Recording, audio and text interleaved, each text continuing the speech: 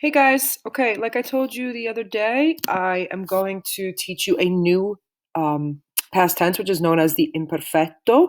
Okay, so we already know a past tense, we already know the passato prossimo, and we use the passato prossimo to talk about actions that happened in the past that are over and done with now, specific time in the past, for example, yesterday or 2 days ago. Or a month ago, for example, in Italiano, Ieri ho mangiato il gelato. Okay, yesterday I ate ice cream. 2 anni fa sono andata in Italia. 2 years ago I went to Italy. So those are over and done with actions, and we use the passato prossimo for them.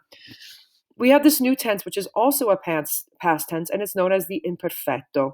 And as you can see from this slide here, it is a past tense that is used to talk about the following five things. I'm going to tell you right now that the majority of times that you use the imperfetto, it's going to be for reasons number one and number two. So let's talk about those for a second. Number one is habitual actions in the past. What does that mean? Things that you did on a frequent basis. For example, every Sunday when I was a little girl, right?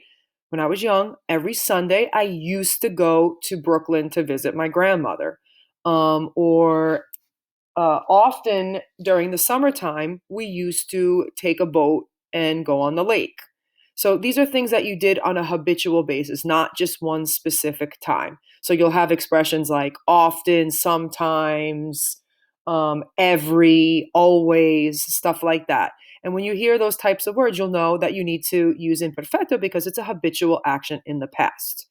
Also, when you're talking about physical, mental, or emotional states in the past. Example, when I was a little girl, I was very tall and skinny. Um, I I was very sad. I was always often sad when I was a little girl because I had no friends. So, for those examples, you would use the imperfecto because you're talking about physical, mental, or emotional states in the past. Okay. And then the other three are kind of weird because they don't seem like things that we would use in perfetto for in English because it sounds like just straight up past tense, passato prossimo, but they use imperfetto. For example, talking about the weather, even though yesterday's weather is over and done with, they like to use the imperfetto to talk about it. So, like first to say like yesterday it rained, even though like it sounds like it would just be passato prossimo, they are going to use the imperfetto for that. And also talking about a specific time when something else happened. Example, it was 7 o'clock when the train left the station. So the it was 7 o'clock part, when you're talking about what time, the time, you would use the imperfetto for that. The other part of the sentence, you would actually use passato prossimo. Il treno è partito. But when you say the time part, you would use the imperfetto. And also the same thing with your age. When you want to say something like, when I was 12 years old, I got into a fist fight. So even though I got into the fist fight is over and done with, when you say when I was 12, that part you're going to use the imperfetto for. And then the other part you would use the passato prossimo. Okay. So for numbers one and two, the habitual, probably just one actually. When you use to talk about habitual actions, you're probably going to use used to or would. I used to eat dirt, or my friends and I would go every Sunday to the park. Okay, so you're going to use that. For the other ones, you would just probably use regular past tense like we do. Is like for the passato prossimo, just straight up, it was 7 o'clock, or I was tall.